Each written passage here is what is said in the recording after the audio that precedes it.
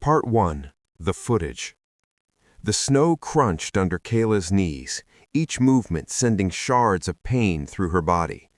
The headlights from the Range Rover cut through the November darkness like surgical blades, illuminating the bare birch trees that surrounded the abandoned summer camp. Her breath came in ragged gasps, visible in the freezing air. "Crawl faster, scholarship girl," one of them laughed. Brandon Mitchell, son of the petroleum billionaire. His Patek Philippe watch glinted as he held up his iPhone. "My followers are gonna love this." The dash cam in the Mercedes G-Wagon captured everything with mechanical indifference. 3 young men in $1,000 jackets, a girl in torn clothes, the forest swallowing their voices. Then the footage cut to black. Victor Wolf Volkov stood in the marble sauna, staring at what remained of Brandon Mitchell. The steam had been replaced by the metallic smell of cooked flesh. The 23-year-old heir to Mitchell Petroleum had been boiled alive in his own luxury bath, the water temperature somehow overridden and locked at 212 degrees Fahrenheit.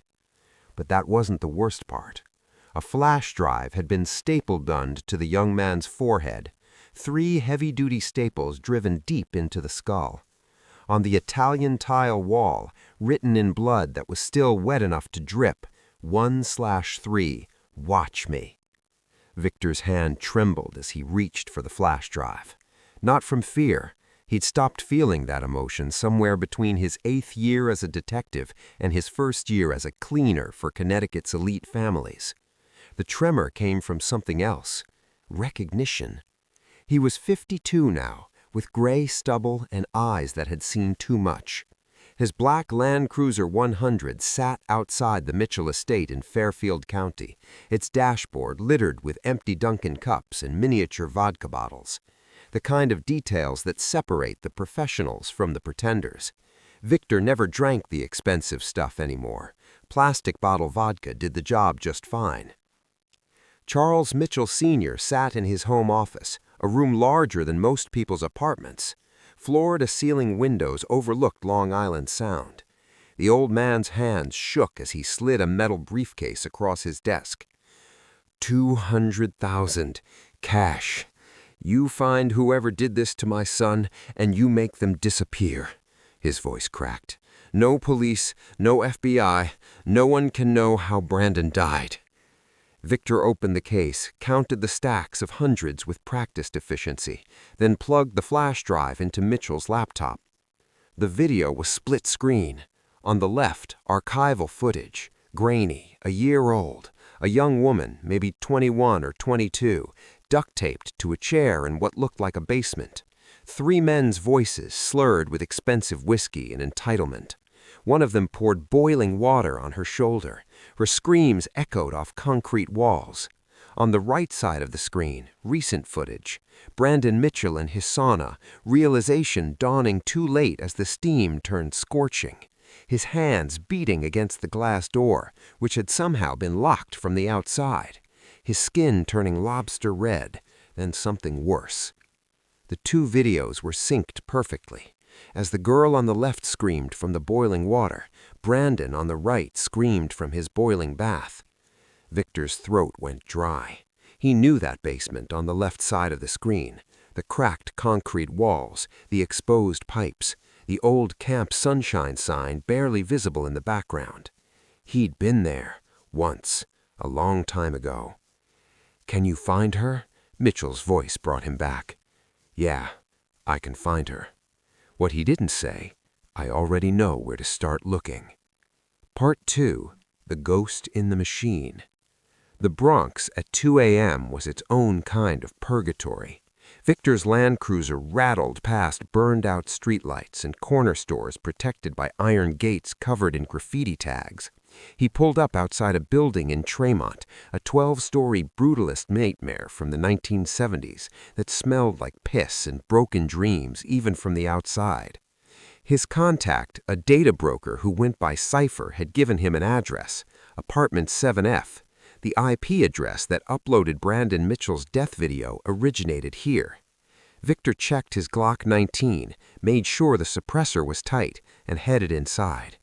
The elevator was broken, naturally. He took the stairs, his knees protesting each step. Getting old in this business meant getting slow, and getting slow meant getting dead. He'd seen it happen to better men than him. Apartment 7F's door was slightly ajar, not a good sign. Victor pushed it open with his foot, gun raised.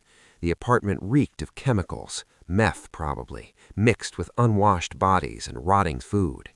In the living room, 3 junkies sprawled across a stained couch, barely conscious. They didn't even register his presence. But one room was different. At the end of the hall, a door stood closed, light visible underneath. Victor approached it carefully, tried the handle. Locked. He took 3 steps back and kicked it in, the cheap wood splintering easily. The room beyond was spotless. White floor, white ceiling. Server racks hummed along one wall, their LED lights blinking in complex patterns. 3 monitors displayed scrolling code, and in the corner, hunched over a keyboard, a figure in a gray hoodie.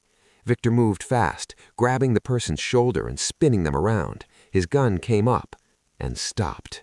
It was a girl, early 20s, gaunt face, dark circles under her eyes. Her arms were covered with scars, some from needle tracks, but most from deliberate cuts. Vertical lines up her wrists like she was practicing suicide in slow motion. But it was her eyes that made Victor lower his gun slightly. They were empty, not dead, not defeated, just empty, like someone had scooped out everything that made her human and left only the shell. "Kayla Morrison?" he asked. She didn't respond, just stared at him with those void-like eyes. Victor grabbed her arm, gently despite everything, and pulled back her sleeve. There, locked around her ankle, an electronic monitoring bracelet, the kind the probation department used for house arrest. He pulled out his phone, made a call. His contact in the New York Department of Corrections picked up on the 3rd ring. "I need you to check someone's ankle monitor. Morrison, Kayla, Bronx jurisdiction." 3 minutes later, his contact called back.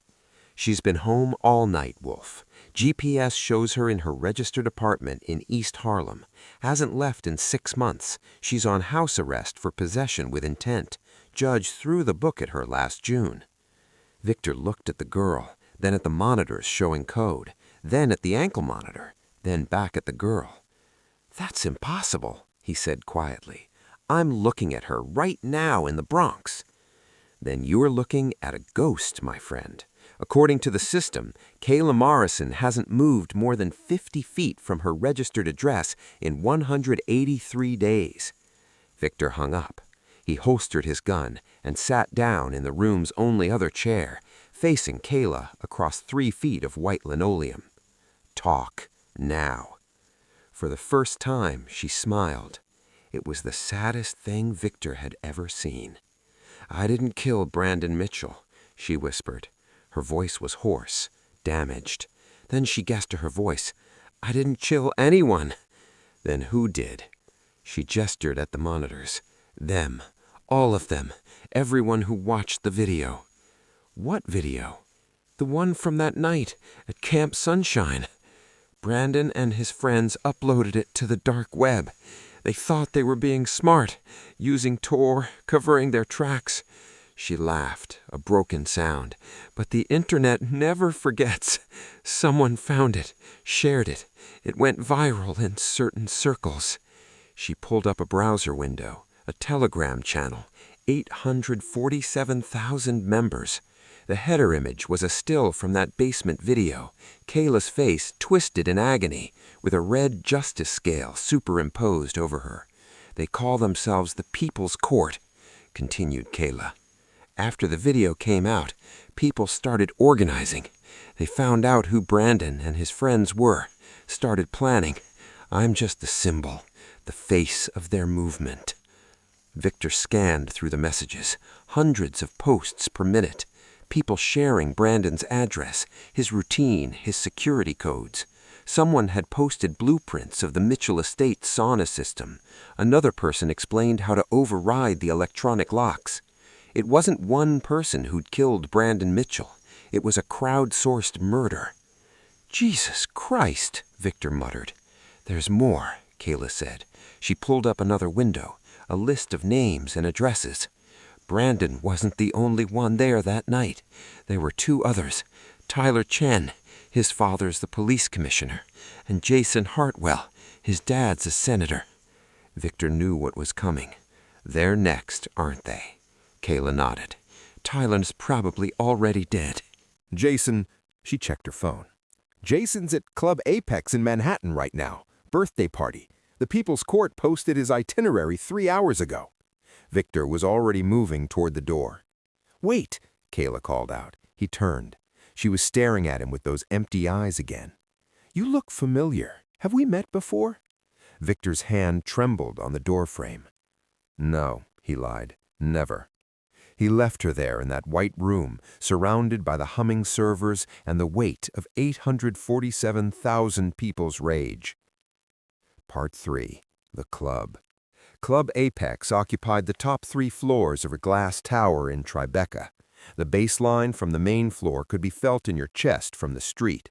Victor's Land Cruiser looked pathetically out of place among the Lamborghinis and Ferraris in the valet area. He didn't bother with valet, just parked in a loading zone and headed for the entrance. The bouncer, 6'6", 280 pounds of muscle in a black suit, put a hand on Victor's chest. "Private party tonight, invitation only." Victor had 3 options: talk his way in, fight his way in, or shoot his way in. He was getting too old for fighting, and shooting would alert Jason Hartwell's security team too early. He pulled out his phone, called Charles Mitchell Sr. "I need you to call Club Apex in Tribeca. Tell them to let me in. Your son's killer is about to strike again." 2 minutes later, the bouncer's earpiece crackled. He stepped aside without a word. Inside, Club Apex was everything Victor hated about the modern world: strobe lights, EDM music at volumes that could damage hearing, and trust fund kids doing cocaine off marble tables while pretending they were somehow edgy or dangerous. He pushed through the crowd toward the VIP section on the 3rd floor. That's where Jason Hartwell would be. Senators' kids didn't mix with regular rich people. Halfway across the 2nd floor, Victor spotted security, not club security, private operators, 4 men in gray suits wearing earpieces, hands positioned near concealed weapons. Former military, probably Blackwater or 3 Canopy. Jason Hartwell's father wasn't taking chances. Victor approached them directly. Sometimes the best tactic is the obvious one. "I'm here about a threat against Jason Hartwell. His father hired me. Sir, step back, now. Listen to me. Someone's planning to kill." The officer's hand moved toward his jacket, muscle memory from 1,000 threat assessments. Victor saw it happening in slow motion, the security team making the wrong call, seeing him as the threat instead of recognizing the real danger. He had maybe 2 seconds to decide. Victor grabbed the nearest person, a drunk girl in a cocktail dress, and pulled her in front of him as the shooting started. The club erupted in chaos: screams, strobe lights, people stampeding toward the exits. Victor pushed through the crowd, using bodies as cover, heading toward the VIP stairs. Behind him, the security team was shouting into their radios, trying to coordinate. But in the darkness and chaos of the club, with hundreds of people running in every direction, they lost him. Victor burst into the VIP lounge on the 3rd floor. Jason Hartwell was already dead. The senator's son sat in a leather booth, champagne glass still in his hand, head tilted at an unnatural angle. A phone charging cable was wrapped around his neck, twisted so tight that it cut into the skin. His face was purple, eyes bulged, tongue protruding. Standing over the body, filming with a smartphone, was a kid who couldn't have been more than 19, college sweatshirt, acne scars, the kind of face that disappeared in a crowd. Victor's gun came up. "Drop the phone. Hands where I can see them." The kid looked at him and smiled, not the confident smile of a professional killer, the ecstatic smile of a true believer. "Wolf," he said, "Kayla told you'd come." Victor's blood ran cold. "How do you know?" "She knows everything about you, about all of you." The kid's smile widened. Did you really think she'd forget? Did you think any of us would forget? Drop the phone. Instead, the kid turned the camera toward Victor. Say hi to the 847,000 viewers watching right now. They've been waiting to meet you. Victor pulled the trigger. The suppressed Glock made a sound like a stapler. The kid went down hard, phone clattering across the marble floor. But it was still recording, still streaming. Victor picked up the phone, looked into the camera. Hundreds of comments were scrolling past in real time. That's him. I recognize him from the old footage. Officer Volkov, right? He's the fourth one. He let them go. He took their money. Victor's finger hovered over the end stream button. Then he saw something in the comments that made his heart stop. Uncle Vic looking good for his age. Kayla sends her regards. Smiley face. He dropped the phone like it was burning. The security team burst in, guns drawn. Victor raised his hand slowly. I'm not the killer. But he wasn't sure if that was true anymore. Part 4. The Memory. They held him for 4 hours in a private security office in the club's basement. The senator himself showed up, red-faced and screaming about having Victor arrested, charged, executed. But there were problems. The club's cameras showed Victor entering after Jason was already dead. The kid Victor shot, identified as Marcus Chen, a sophomore at UNY, had Jason's DNA under his nails. The phone stream showed Marcus strangling Jason while Victor was still 3 floors below. Eventually, they had to let him go. Victor sat in his Land Cruiser in the parking garage, hands shaking so badly he couldn't put the key in the ignition. He reached for one of the miniature vodka bottles, drained it in one gulp, then reached for another. His phone buzzed. Unknown number. He almost didn't answer. Hello, Officer Volkov. It was her, Kayla, but her voice was different now, stronger, more confident. Did you enjoy the show? How did you know I'd be there? Because I know you, Victor. I know everything about you. I've had a year to study you, to learn every detail of your pathetic life. Victor's free hand clenched into a fist.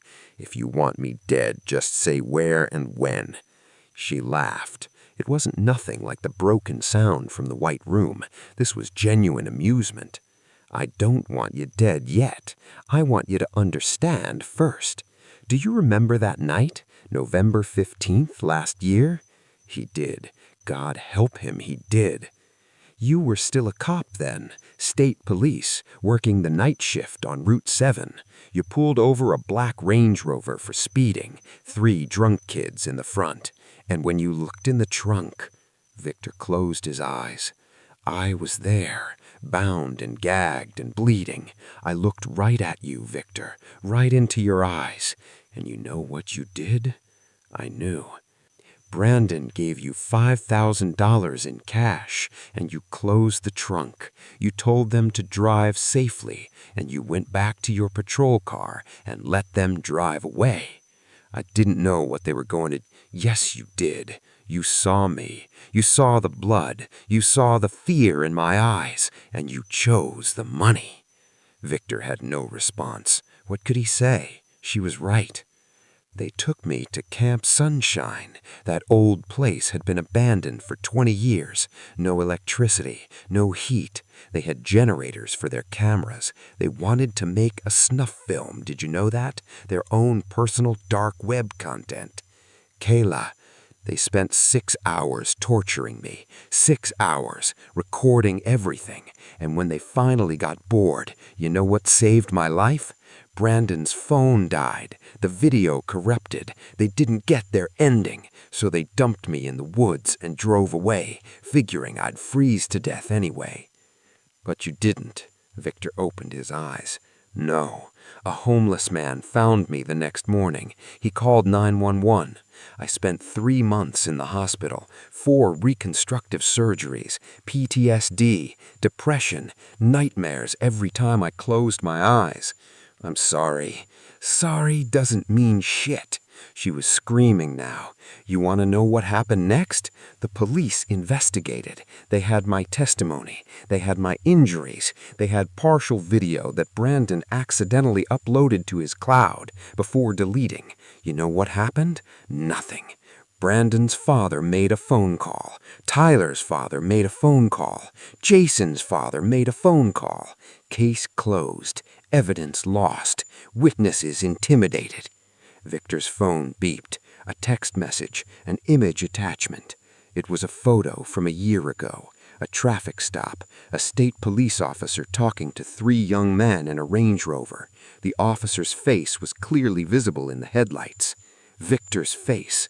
I found that in Brandon's phone, Kayla said. He kept it as a souvenir. He thought it was funny, the cop they bought. And you know what I realized when I saw that photo? Victor, you weren't just a bystander. You were part of it. You enabled it. You're as guilty as they are. Where are you? Victor asked quietly. Somewhere you know well. Camp Sunshine. I'm here with Jason. Well, with his body.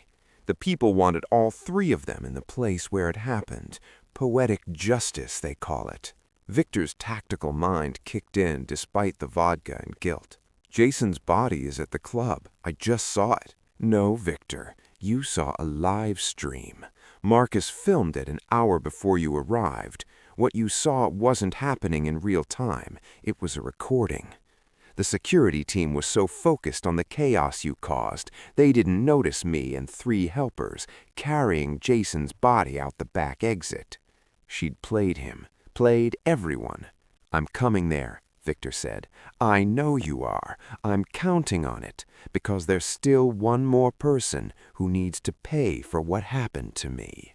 The line went dead. Victor started the engine and pointed the Land Cruiser north, toward the Connecticut border, toward Camp Sunshine, toward whatever Kayla had planned. But something didn't sit right. The pieces didn't fit together cleanly. If Kayla wanted him dead, why warn him? Why tell him where she was? He thought about the Telegram channel, 847,000 followers, the crowdsourced murders, the perfect coordination. And he thought about the ankle monitor she'd been wearing, the one that showed her at home in East Harlem while she was clearly in the Bronx. Someone had hacked the probation department's GPS system, someone with serious technical skills and resources, someone who wanted Kayla to appear to be under house arrest, to have the perfect alibi. But why? Victor pushed the Land Cruiser to 80, then 90, watching the Connecticut woods blur past in the darkness. He had a terrible feeling he was about to find out. Part 5. The Camp. Camp Sunshine had been abandoned since 2003, when the owner died and his children couldn't agree on what to do with the property. 2 decades of neglect had turned it into something from a horror movie. Collapsed roofs, broken windows, graffiti covering every surface, nature slowly reclaiming the buildings. Victor pulled up to the main gate just after 4 a.m. The chain that should have secured it hung broken on the ground. Fresh tire tracks in the mud. He grabbed his Glock and a flashlight from the glove box and headed in on foot. The camp had been built in the 1960s, 12 cabins arranged in a circle around a central clearing with a mess hall, administration building, and an Olympic-sized swimming pool that hadn't held water in 20 years. Victor knew exactly where to go. The basement of the administration building, the place where it had happened. As he approached, he saw light coming from the basement windows, not flashlights, proper lighting. Someone had brought in generators. And he heard voices, multiple people. He crept closer, staying in the shadows until he could see down through the window. The basement had been cleaned up, the debris cleared away, the walls scrubbed. Portable lights on stands illuminated the space like a film set, which is exactly what it was. 3 expensive cameras on tripods surrounded a metal chair in the center of the room, the same chair from the original video. Tyler Chen's body sat in it, posed like a mannequin, dead eyes staring at nothing.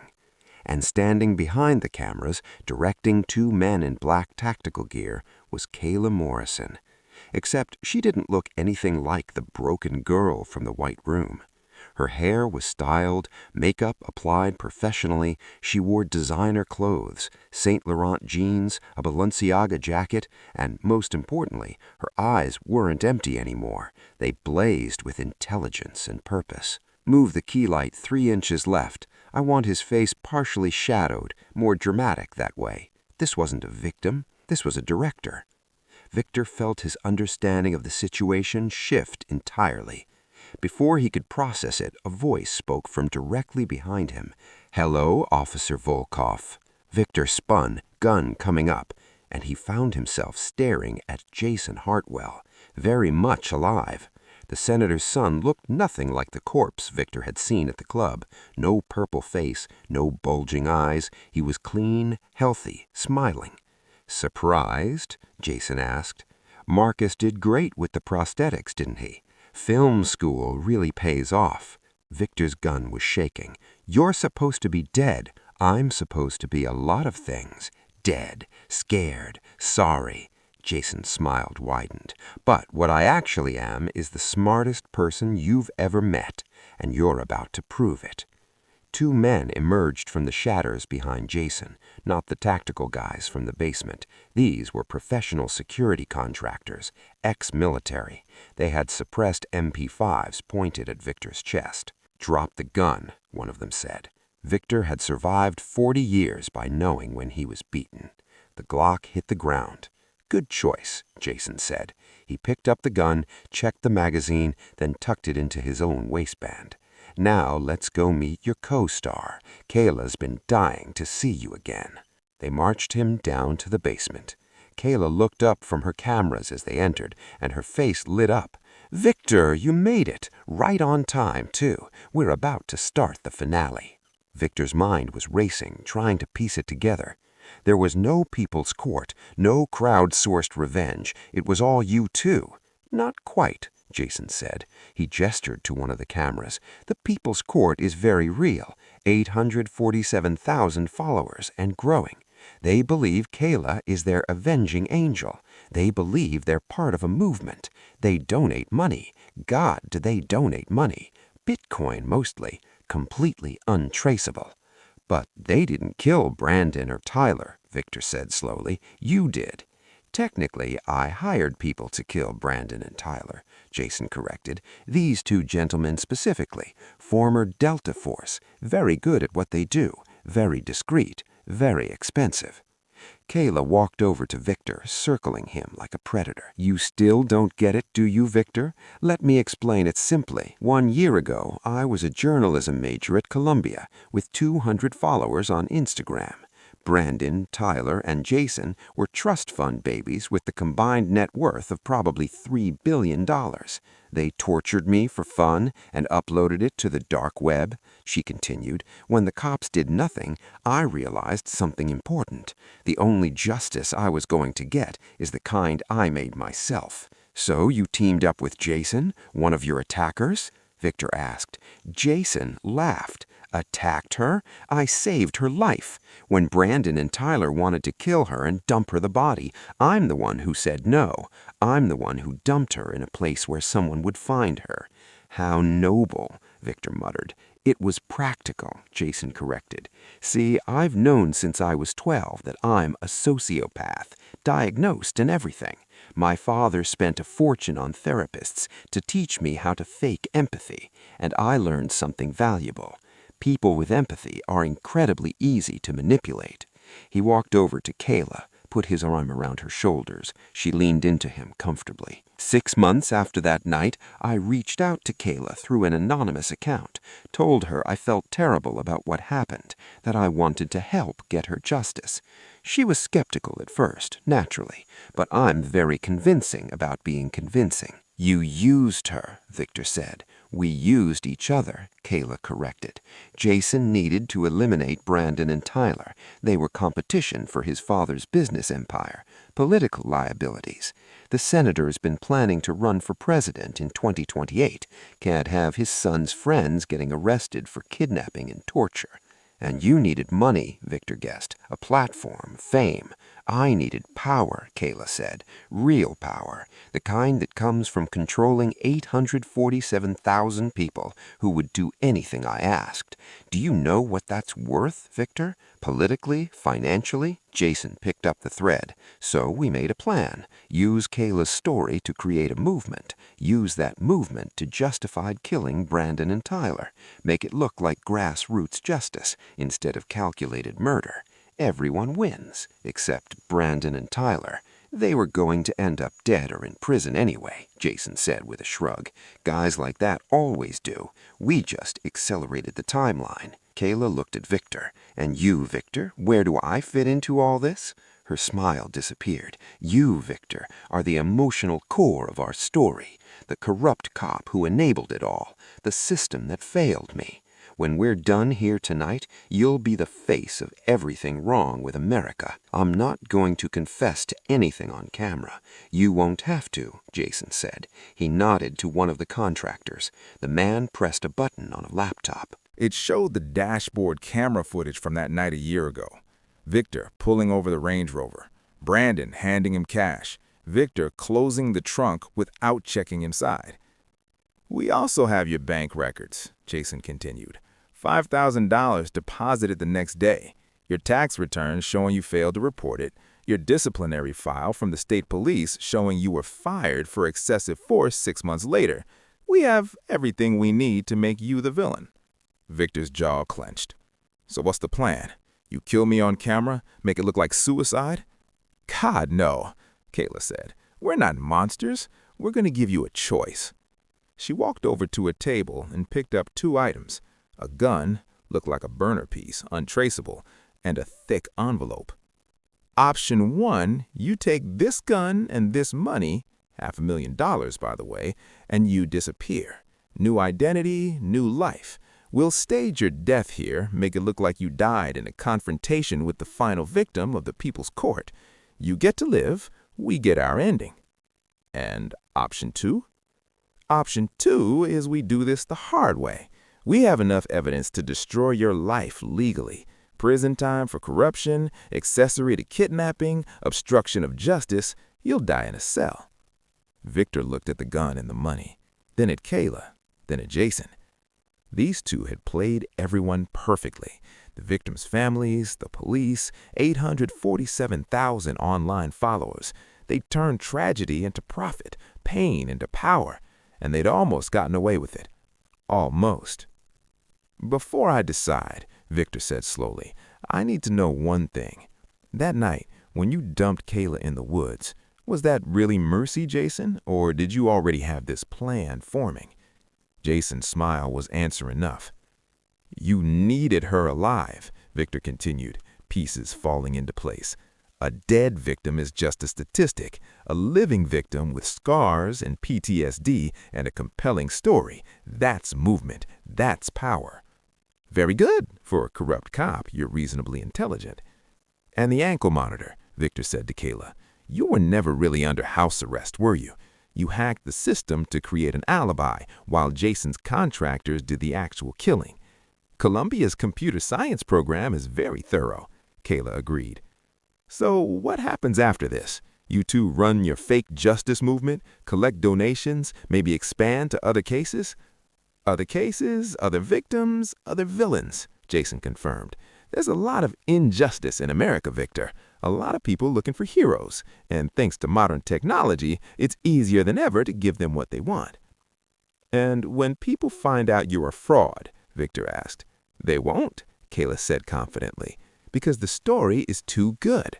I'm the perfect victim, young, photogenic, articulate. Jason's the repentant insider who helps me. Together, we're the American dream of second chances and justice.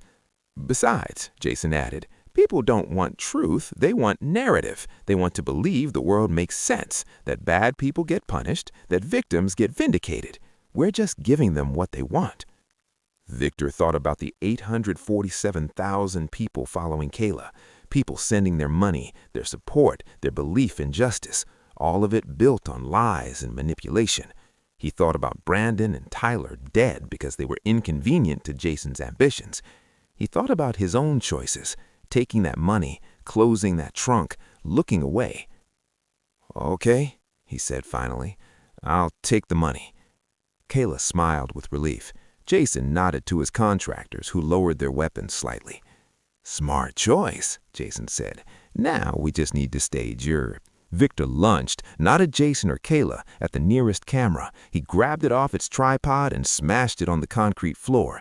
The contractors reacted instantly, but Victor was already moving. He grabbed the second camera, used it as a club to hit the first contractor in the face, then dove behind Tyler's corpse as bullets started flying. The suppressed MP5s made soft coughing sounds. Rounds punched through the metal chair, through Tyler's already dead body, through the concrete walls. Victor yanked his Glock from Jason's waistband. The idiot had tucked it loosely, no retention, and returned fire. 2 rounds center mass on the first contractor. The body armor stopped him, but the impact knocked him back. Victor adjusted, put the next round through his throat. The second contractor was better trained. He moved laterally, found cover behind the lighting equipment. Victor fired 3 rounds into the lights, plunging the basement into near darkness. In the chaos and darkness, Victor moved, old cop instincts taking over. He grabbed the third camera, threw it hard at where he remembered Jason standing, then went for the stairs. Kayla's scream cut through the gunfire. "Don't let him leave!" But Victor was already at the stairs, taking them 3 at a time, his knees screaming in protest. Behind him, the second contractor was firing blindly into the darkness. Ahead, the door to the outside was 30 feet away, 20 feet, 10 feet. He hit the door with his shoulder, bursting out into the pre-dawn light. Until he stopped cold. The entire camp clearing was filled with cars, dozens of them, and standing among them, hundreds of people. All holding phones, all filming. Victor's heart sunk as he understood the final piece of the plan. This wasn't just about killing him or making him disappear. This was about the show, the performance, the finale. These weren't Jason's people. These were Kayla's followers, real members of the People's Court, summoned here to witness the final act of justice against the corrupt cop who enabled it all. A spotlight hit him from one of the cars, then another, then a dozen more. Victor stood in a pool of light, surrounded by hundreds of cameras. Behind him, Kayla emerged from the administration building, blood on her face from flying glass. Jason was with her, supporting her like the concerned friend. "That's him!" Kayla screamed, pointing at Victor. "That's the cop who let them torture me! He tried to kill us to cover it up!" The crowd surged forward, not attacking, just filming. Hundreds of phones pointed at him like accusatory fingers. Victor raised his gun, but what was he going to do? Shoot civilians? Prove their narrative right? "I didn't," he started, but his voice was drowned out by Kayla's. "He took their money. He closed the trunk and let them take me. He's the reason Brandon and Tyler thought they could get away with anything." The crowd was chanting now, "Justice! Justice! Justice!" Victor backed towards his Land Cruiser. The crowd parted to let him through. They didn't need to stop him. They had everything on camera. His face, the gun in his hand, Kayla's accusations. He made it to his vehicle, got inside, started the engine. As he pulled away, hundreds of camera flashes lit up the darkness like lightning.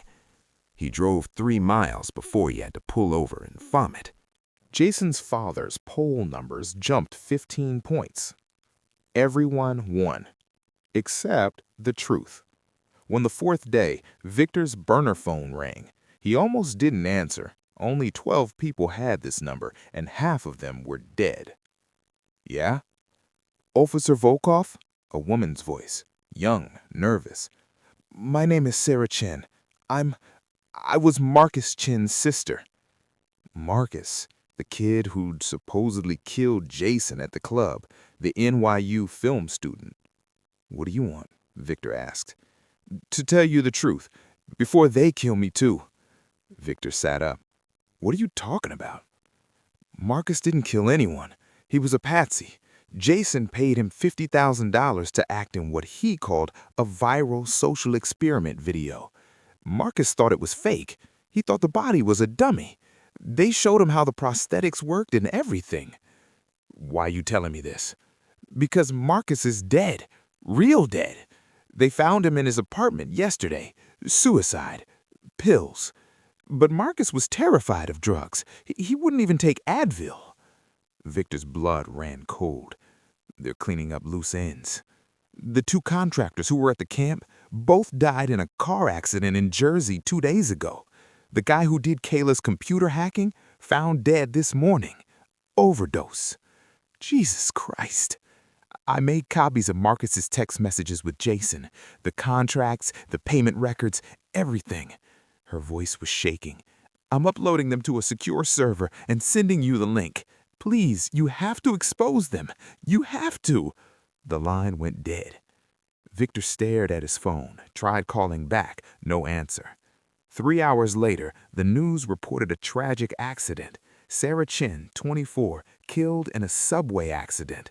Witnesses said she jumped in front of the train. Suicide note found in her apartment. But the link came through.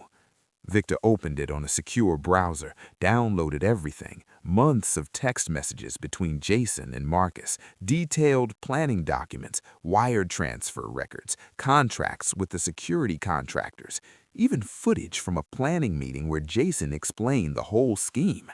It was all there, everything needed to prove the truth. Victor stared at the files for a long time. He could release them, blow the whole thing wide open, destroy Jason and Kayla's empire. But who would believe him? A disgraced cop, already convicted in the court of public opinion, trying to shift blame to the perfect victim? The media wouldn't touch it, too controversial, too likely to provoke backlash. And even if he could prove it, then what? The People's Court was real. Those 1.2 million followers believed in Kayla, believed in the movement. If Victor destroyed that belief, he'd be taking hope away from over 1 million people who thought they'd finally found justice in an unjust world. Was that better or worse than the lie? Victor closed the laptop. He thought about his choices, about the night he'd closed that trunk, about every compromise he'd made, every time he'd chosen money or comfort over doing the right thing. Maybe this was karma. Maybe he deserved this. Or maybe... His phone rang again. Different number. Hello? Victor. It was Kayla's voice, but different now, businesslike. I know Sarah Chin contacted you. I know she sent you files, and I'm calling to make you an offer. I'm listening. We could destroy you completely, have you arrested, tried, convicted. You die in prison. Or, she paused, you could work for us. What? The People's Court is growing, Victor. We're expanding. Other cities, other countries. We need someone with your skills, someone who knows how the system works, how to manipulate it. You want me to help you fake more justice? You want me to help us provide what the justice system won't. Doesn't matter if it's real or fake, the outcome is the same. Bad people suffer, victims get closure. People believe in fairness again. Victor laughed. It was a bitter sound. You're insane. No, unpractical. And deep down, so are you. That's why you took that money a year ago. That's why you survived in this business for 40 years. You know the truth. Justice is whatever the story people believe. And if I say no? Then tomorrow morning, the police will find evidence in your motel room, child pornography, specific plans to flee to Mexico, records of you hiring hitmen to kill me and Jason. You'll be the most hated man in America. You'll never see daylight again. You'd frame me? Victor, I already have. This is just the question of how far we take it. He was quiet for a long time. How much does it pay? He finally asked. He could hear the smile in her voice. $500,000 a year, plus expenses, plus the satisfaction of knowing you're part of something bigger than yourself. When do I start? Come to our office in Manhattan, tomorrow, 9 a.m. I'll text you the address. Okay. Victor, welcome to the People's Court. She hung up. Victor sat in that motel room for another hour, staring at his laptop, at the files that could bring them down, at the truth that no one wanted to hear. Then he closed the laptop, packed his bag, and checked out of the motel. Epilogue, 6 months later. The People's Court Foundation occupied a full floor in a Manhattan high-rise. Sleek offices, modern furniture, a staff of 30. The wall behind reception displayed blown-up photos of Kayla with various celebrities and politicians who'd endorsed the cause. Victor sat in his office, small, interior, no windows, reviewing case files. The foundation had expanded to 12 cities. They were averaging 2 justified interventions per month. The YouTube channel had 4.3 million subscribers. And all of it was theater, carefully constructed narratives, real crimes but solved by private contractors and presented as grassroots justice. The donors had no idea their money was funding murders and manipulation. Victor's job was simple: identify targets, actually guilty people, to maintain the illusion, coordinate the contractors, manage the cover-ups, and make sure the narrative stayed clean. He was good at it, maybe too good. His phone rang. Volkov. Conference room, now. Kayla's voice. He walked down the hall to the main conference room. Floor-to-ceiling windows overlooked Central Park. Kayla sat at the head of a glass table, looking every inch the successful CEO in her Armani suit. Jason was there too, dressed more casually but exuding the same confidence. And sitting across from them was someone Victor recognized, Governor Mitchell of Connecticut, Charles Mitchell Sr., the father of their first victim. "Governor," Victor said, confused. "What are you—" "Sit down, Victor," Kayla said. He sat. Mitchell looked older than he had 6 months ago, grayer, harder. "I know what you did to my son," the governor said quietly. Victor's hand moved toward his concealed weapon, but Mitchell raised a hand. "I'm not here for revenge. I'm here to join you." Victor blinked. "What?" "6 months ago, you killed Brandon to cover your tracks. You made it look like justice when it was really ambition." Mitchell's eyes were cold. "I hated you for it. I swore I'd destroy you. But then I started watching what you built. This foundation, this movement, the power you've accumulated." He leaned forward. "And I realized something. My son was a monster. He deserved what he got. But more importantly, you've found a way to manipulate the masses that I've spent 30 years in politics trying to perfect. You've weaponized victimhood, you've monetized justice, and you've made it sustainable." "So you want in?" Victor said slowly. "I want to expand it, national scale. We take this model and apply it to political campaigns. We create victims and villains on demand.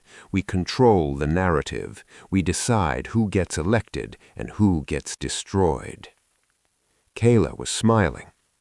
"The governor has agreed to fund our expansion. In exchange, we help him become president in 2028. And you," Jason added, looking at Victor, "get promoted to head of operations, 7-figure salary, real power." Victor looked around the table at these 3 people who'd turned tragedy into empire, who'd weaponized justice for profit and power. He thought about Sarah Chen, dead on subway tracks. He thought about Marcus Chen, suicided in his apartment. He thought about the contractors killed to tie up loose ends. He thought about all the people who would die as this operation expanded, all the lies that would be told, all the truth that would be buried. And he thought about that night a year ago, closing the trunk, taking the money. Some people would call this karma. Some would call it justice. Some would call it the natural consequence of his choices. Victor called it Tuesday. "I'm in," he said. They shook hands, celebrated with champagne, discussed expansion plans. And somewhere in America, another victim's story was being crafted, another villain identified, another intervention planned. The People's Court was open for business. And business was very good. 3 years later, the People's Court operated in 42 countries. Kayla's book hit #1 on the New York Times bestseller list. Jason's father won the presidency, and Victor Volkov disappeared from public view entirely. becoming the ghost in the machine that made it all work. The truth about what really happened at Camp Sunshine never came out. But then again, in the age of streaming, does truth even matter? As long as the story is good, as long as people click, as long as justice, real or fake, is served.